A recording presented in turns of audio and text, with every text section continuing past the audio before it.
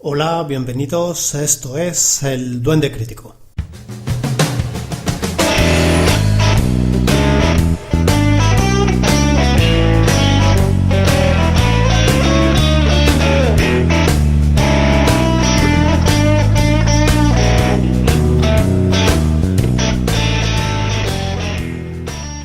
La lucha por la Cancillería alemana ha empezado a calentarse en las últimas semanas y a ello ha contribuido el efecto Martin Schulz, el candidato de los socialdemócratas alemanes, que parece haber añadido un poco de picante a unos comicios que se preveían insulsos y en los que parecía que AfD o Alternativa por Alemania era la única que podría traer alguna novedad. Antes de nada, hay que tener en cuenta que todo parecía indicar que, si los números daban, se iba a producir de nuevo la constitución de una gran coalición o Große Koalition entre el SPD y la CDU-CSU, los demócratas cristianos capitaneados por la canciller Angela Merkel. El hecho es que desde que Schulz se convirtiera el pasado 24 de enero como candidato del SPD para las elecciones del próximo 24 de septiembre al Bundestag, todo están siendo buenas noticias a priori para la formación socialdemócrata. Por lo menos virtualmente, ya que eso es lo que están indicando las últimas encuestas realizadas entre el pasado 25 de febrero y el 11 de marzo.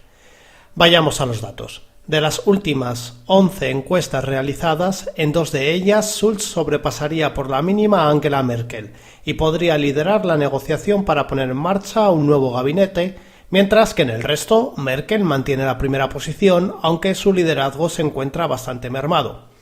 Haciendo una media de lo que son estos últimos 11 sondeos, Merkel obtendría algo más del 32% de los sufragios y Schulz se quedaría en el 31,4%. En tercera posición se colocaría Frauke Petry, la presidenta de AfD, con casi el 10% de los votos. Posteriormente estarían los candidatos de Die Linke con un 8%, los candidatos de los Verdes se colocarían en quinta posición con algo más del 7% y Christian Lindner del FDP o los liberales con un 6,7% de las papeletas quedaría en última posición. Cabría preguntarse, ¿por qué Schulz tendría que estar tan contento si todo indica que Merkel sigue siendo la preferida por los alemanes? Muy sencillo, porque desde su llegada el SPD parece haber dejado atrás la dinámica derrotista que le llevó en las pasadas elecciones a cosechar uno de sus peores resultados, con un escueto 25,7% de los sufragios. Además, si la tendencia se mantiene, puede que se convierta en el próximo canciller de Alemania.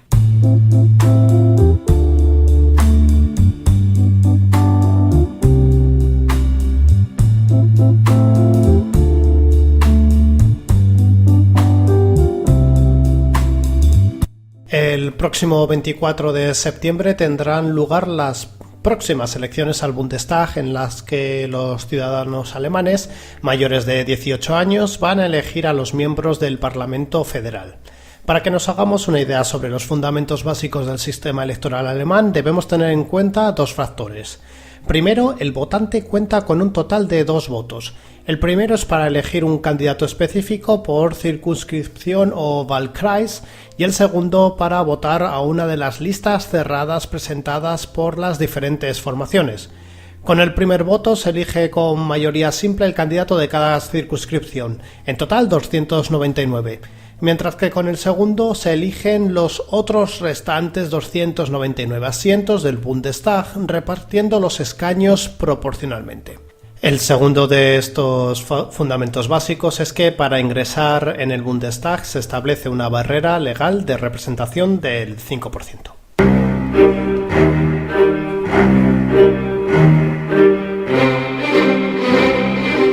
Comenzamos por Angela Merkel, la candidata de la coalición de la CDU con sus socios bávaros de la CSU. Canciller de la República Federal desde 2005, los últimos sondeos están mostrando un retroceso de su formación, mermada quizás por el desgaste de 12 años de poder. En su tarjeta de visita puede presentar las cifras récord de Alemania en paro, que se ha situado en marzo en torno al 5,9%. También puede dar cuenta del buen estado de salud de la industria y de las exportaciones germanas y su contribución para conseguir que la crisis de la eurozona de 2010 no afectara a todo el sistema. La política migratoria tras la oleada de refugiados en Europa en 2014-2015 puede restarle puntos entre los sectores más derechistas de la CSU, el partido hermano de la CDU en Baviera, como hemos comentado. Aunque también este hecho puede hacerle que se sumen apoyos entre el electorado más centrista y liberal, incluso entre los votantes de los verdes, quienes vieron con buenos ojos su decreto para apagar los reactores nucleares en 2022 y potenciar las energías renovables en Alemania. El gran rival de la canciller será, si sale todo según lo previsto en la votación interna que tendrá el SPD este 19 de marzo, el socialdemócrata Martin Schulz. Él ha sido el gran responsable de poner al SPD de nuevo en el tablero político alemán y de cambiar la dinámica para que su formación lleve la iniciativa y no vaya a remolque de los acontecimientos. Su perfil de estadista, formado políticamente en las instituciones europeas desde 1994, le dan puntos a favor entre el electorado alemán. Debe tenerse en cuenta que Schulz es uno de los pocos políticos de la primera línea que no está desgastado por la participación del SPD en los dos últimos gabinetes de Angela Merkel. Además, parece querer relanzar el carácter social de su partido y ha indicado que quiere dar un paso atrás en las medidas más duras de la Agenda 2010, el conjunto de reformas en el mercado laboral y en el sistema de pensiones que contó en su día con el apoyo de la CDU y de los Verdes y que ha marcado la política económica de los diferentes ejecutivos desde Gerhard Schröder. Saliendo del bipartidismo nos encontramos en primer lugar, como no, con Alternativa para Alemania o AfD. Son los teóricos outsiders del panorama político germano, máximos representantes del denominado posmodernismo. Sus posturas en algunos asuntos son claras, como las exigencias de mayor control de fronteras y mayor control de la inmigración, principalmente la de origen musulmán. Abiertamente euroescépticos, apenas han hecho propuestas sobre, por ejemplo, cómo quieren que sea el mercado laboral u otros asuntos que se salgan de la agitación de la identidad nacional.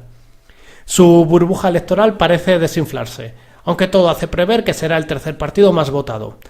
De todas maneras, habrá que estudiar cómo evolucionan sus apoyos tras las pruebas a las que se enfrentan los populistas de derecha en Holanda esta semana con Geert Wilders del Partido de la Libertad en las elecciones generales del país neerlandés y con Marine Le Pen del Frente Nacional, que se tendrá que enfrentar previsiblemente a las urnas en abril y en mayo.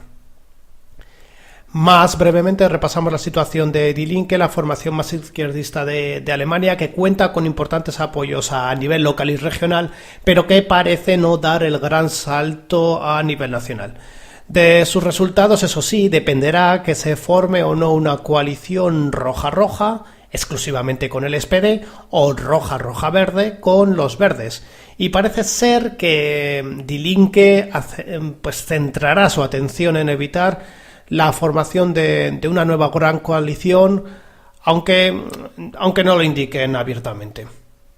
Algo parecido parece que también sucederá con los verdes, quienes apenas están teniendo en las últimas semanas una gran presencia en los medios de comunicación en Alemania, salvo por su campaña en apoyo a Dennis Yücel, el periodista germano-turco que se encuentra en la cárcel en el país otomano, y salvo otras movilizaciones a favor de los derechos humanos en otros países, los verdes, como digo, no están teniendo esa presencia mediática que sí que tienen otras formaciones.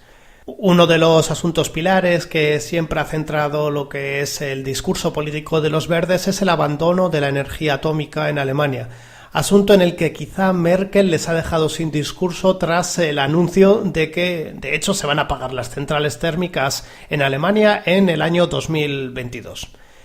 Por último, tenemos al FDP, los liberales del espectro político alemán, bastante mermados tras no formar parte de gobiernos en los últimos años. De hecho, su papel en los últimos meses está siendo más bien testimonial. Pero como decimos, por delante quedan unos meses apasionantes en lo que normalmente es la adormecida actualidad política en Alemania. Habrá que ver, por un lado, si el efecto Schulz sigue su ascenso y, por otro lado, si Angela Merkel consigue mantener a la CDU en la primera posición.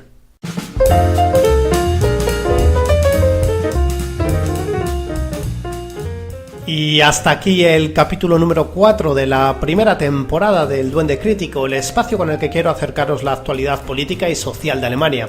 Como siempre, os dejo varias puertas abiertas para que os pongáis en contacto conmigo con preguntas, reflexiones o sugerencias. Serán más que bienvenidas a través de la sección de comentarios y mensajes de la página oficial del Duende Crítico en Facebook, en mi blog duendecritico.blogspot.com, en mi canal de iVoox o por correo electrónico ignacio.rubio.perez@gmail.com. Os deseo una feliz jornada.